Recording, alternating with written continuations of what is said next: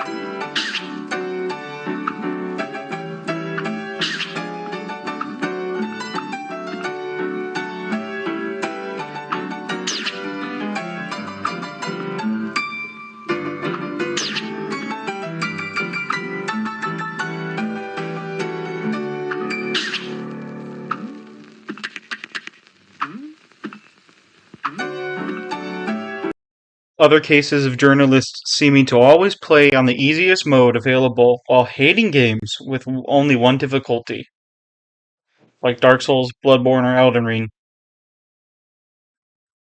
These all contribute to that image because people claim that, are you really experiencing the game if you're playing on the easiest mode available, and how can you actually accurately review it if you aren't exploring how hard the hardest mode is or how unbalanced the different modes can be?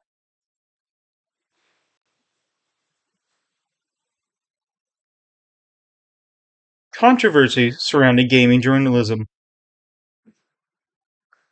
The big one was Gamergate back in 2014. Essentially started with an indie developer who shall not be named. I will not be including any names in this to avoid sparking anything. But this developer is accused of using physical relations to get good reviews for their game. Now, no matter what side you take, I'm not taking any. I'm not going to be expressing my opinions. No matter what side you take, this affected the trust that people had in games journalism. Also around the same time, it was found that many major journalists were on the same mailing list called GameJournoPros, which also sparked a lot of debate around whether or not they were all colluding and in bed together, and how that might affect their journalism and their integrity and fairness. The collapse of gaming journalism. Recently, there have been waves of layoffs happening in the games journalism industry. For a few examples. January of this year, Launcher was shut down as Bezos laid off many at the Washington Post. In March, Gamers Group shut down. They were behind sites such as Twinfinite, GamePer.esports. April, Vice shut down their gaming division, Waypoint. May, Inverse had a swath of layoffs. Other sites like Fanbyte, GameSpot, and Giant Bomb also had their share of employee cuts earlier this year.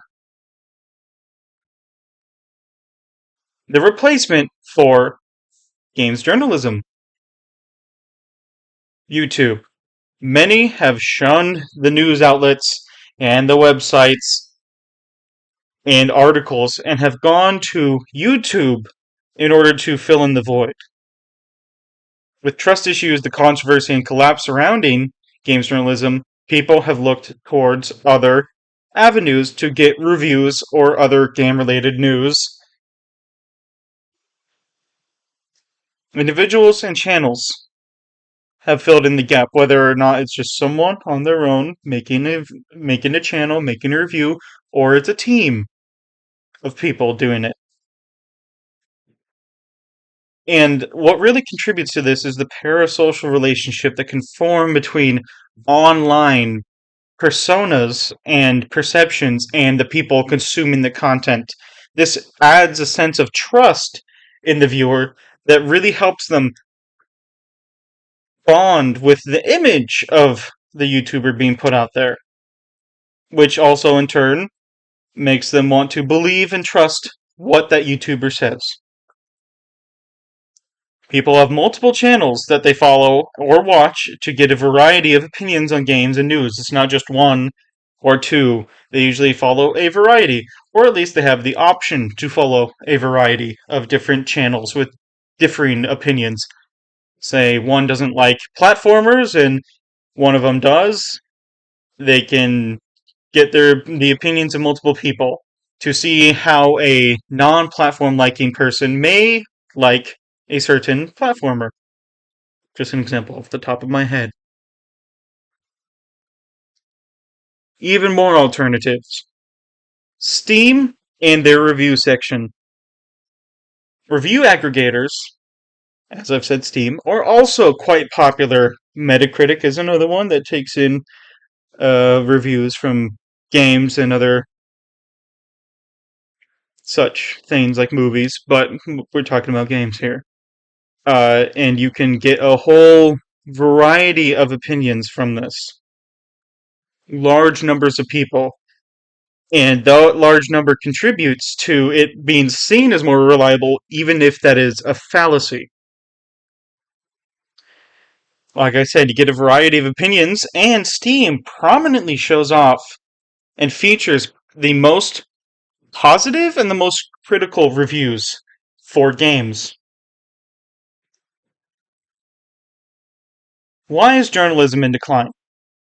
And it is not entirely the fault of the journalists.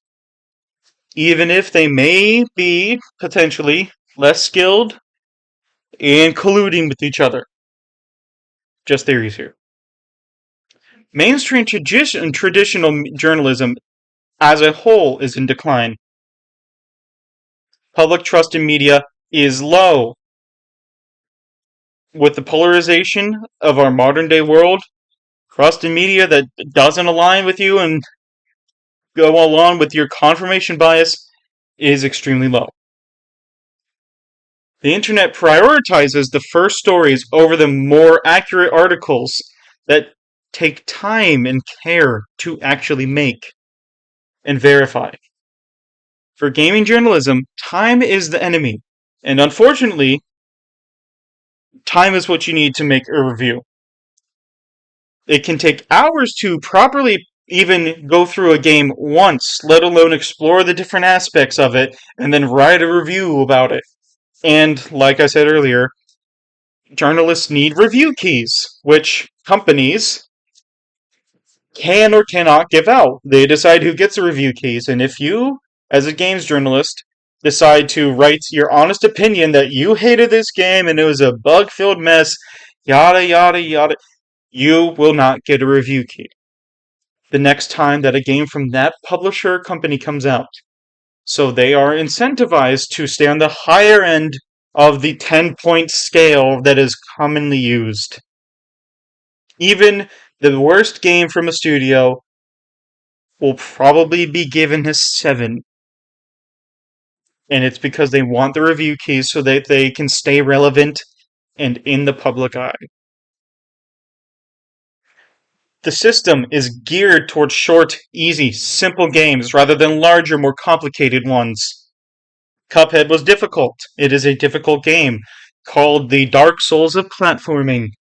That is why a lot of games journalists did not like it so much. It's hard to learn a game like Dark Souls or Cuphead, Elden Ring, and to be able to play proficiently and get a playthrough done in time to make a review. Meanwhile, it doesn't take a lot of effort to play a more cinematic game like The Last of Us. And that is why they like the easier games, the more cinematic games. It's because it just is practical for them in their industry and the current system of making articles.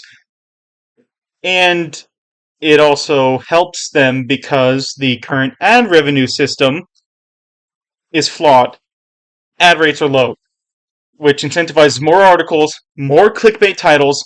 This leads to less time on each article, less time to verify things, less time to get things more accurate, and with the clickbait titles and the inability to have as much time as you would like, it leads to, again, reinforcing the perception that games journalism is less accurate. And that is why the current game journalism system and industry is flawed. And that is one of the major problems plaguing the gaming industry as a whole.